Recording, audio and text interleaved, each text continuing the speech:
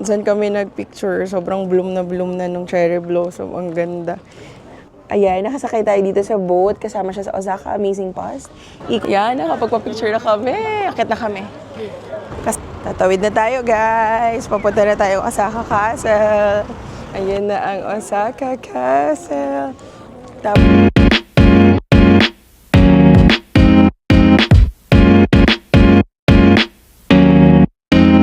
Good morning, little riders! Good morning, guys! Ngayon ay maglilibot kami around Osaka since nag-book kami sa Klook ng Osaka Amazing Pass for 2 days. So, unlimited train yun, unlimited bus, and marami siyang attractions na kasama na doon sa binili namin na Osaka Amazing Pass. So, samahan nyo kami today at maglibot tayo. Nga pala, ito yung hotel nila, Mama. Pakita ko sa inyo. Ayan, tapos ito lang yung hotel namin.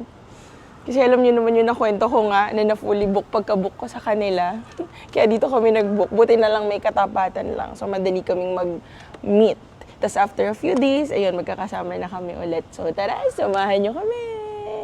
Bye-bye! See ya! Sing, love! Sing! Follow the leader.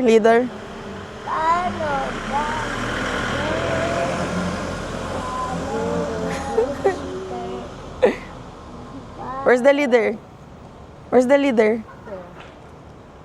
Ikaw ba?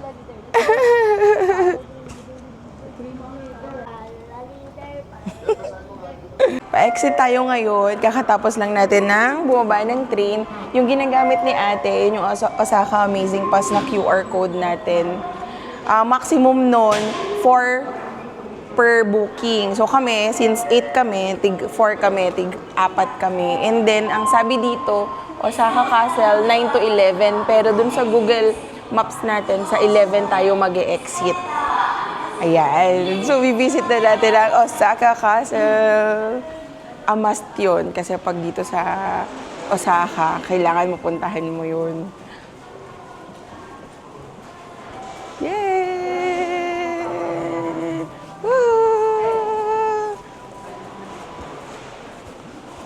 Tatawid na tayo, guys. Papunta na tayo Osaka Castle.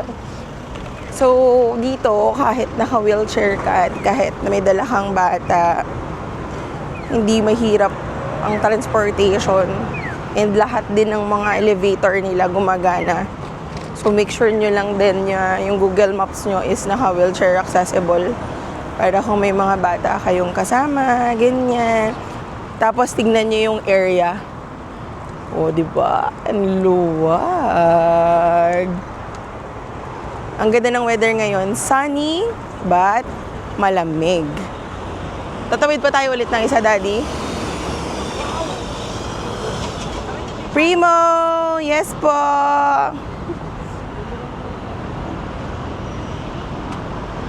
Yeah! Ang dami ng cherry blossoms dito. Ayan, oo. Sa Osaka Castle, nag-bloom na siya. Pero parang mas magbo-bloom pa siya sa mga darating na days. Kasi itong tree na to, marami na. Ayan. Ayan na ang Osaka Castle. Tapos dun sa pinakataas, akala mo, di ba, 1, 2, 3, 4 floors lang yan. Pero dun sa pinakataas niyan, makikita mo yung magandang tanawin. Ay, so iconic. Ito yung sasakyan natin eh. From here. Saan tayo, Daddy?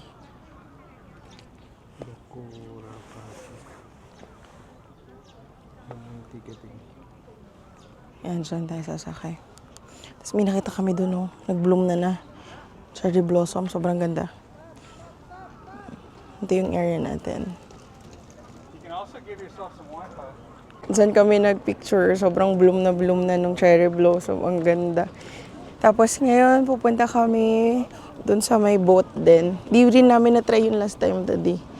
Di pa natin na-try last time yung boat. Kaya gusto ko rin masakyan natin. Ayan, dito yung entrance.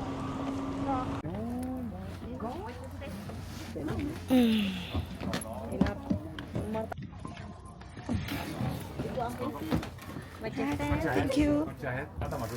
What's your head? Thank you. Thank you. You check where's the human face and the stone. Ayan, nakasakay tayo dito sa boat. Kasama siya sa Osaka Amazing Pass. Ikot siya dito around 20 minutes yan. Tapos dito yung Osaka Castle. Hey, is it so much fun, Primo? Ayan, may pinapakita si Primo kasi may binibigay dito. Pag sumakay ka dito sa boat. Nak, look! Pakita mo sa kanila, hanapin mo yung human face. Yan. Tapos ito yung map pala. May map pala dito sa likod. Yan. Turn around. Tapos nasa gitna yung castle. Yan. Yeah! So, let's go! So, sumakay kami ng train para hindi na kami maglakad going to station. Tapos umiikot siya sa buong Osaka Castle. So, parang may view ka natin. Yeah.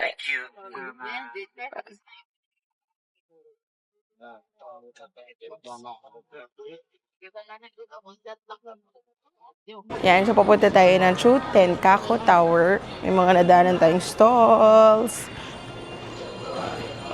Mga kainan. Like that.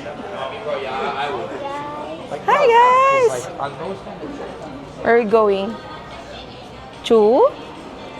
Tenkaku Tower.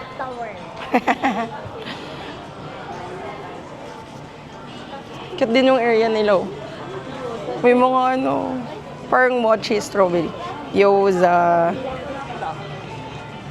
Busog pa ako dun sa kinain natin. Itong katsu eh. Ang bigat sana tama. Tapos ayun nga, dapat mag-ano kami, mag-umeda. Kaso dapat 3 PM pa lang. Nandun na kaso. Nabutan na kami ng 4, kumain pa kasi kami. Napagsaran tuloy kami. Tapos dapat mag-Ferris wheel kami. Kaso yung pala ginagawa. So ayun, lesson learned. Uy, daddy, bawal yan. Yun yung mga pasalubong area dito. Mga shirts. Classic vibes.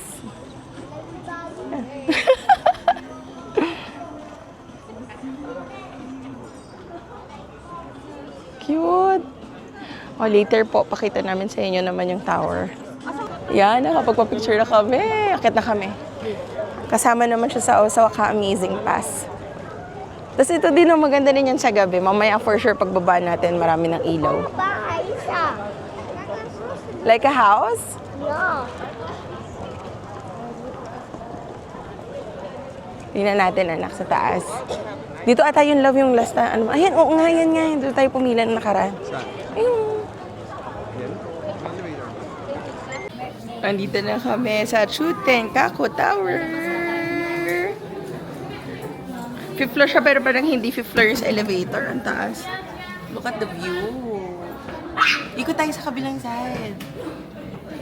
Look guys, look guys. Look guys, look guys. Eh. Yeah. Tapos kung gusto nyo mag-slider, yung kabilang pila, meron din. Yan, dito. So nice. Mas maganda pala siya sa gabi talaga kasi na-try namin ni Daddy ng ano to, ng morning. Mas maganda pa rin yung gabi. Yung mga city lights.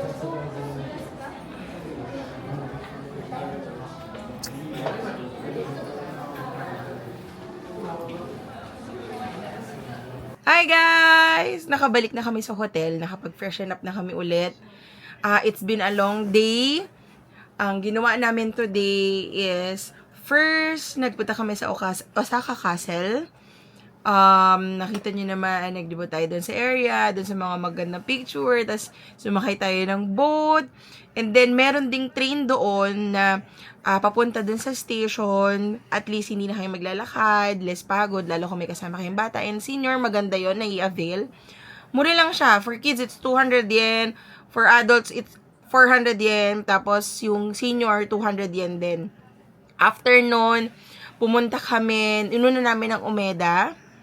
Parang natapos kami sa Osaka sa least I think lunchtime na. So, pagdating namin ng Umeda, kumain muna kami. And then, yun nga, naabutan kami ng cut-off, yung may mga Osaka Amazing Pass.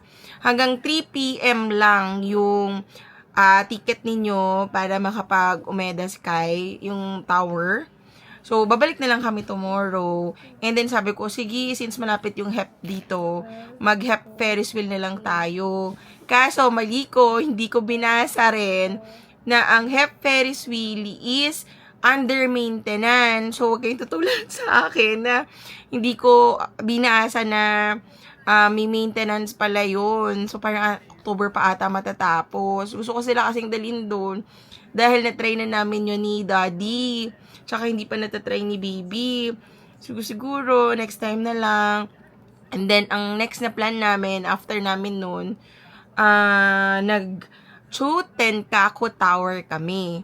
Yun, maganda yung klima, maganda yung weather din. Maganda siya sa gabi.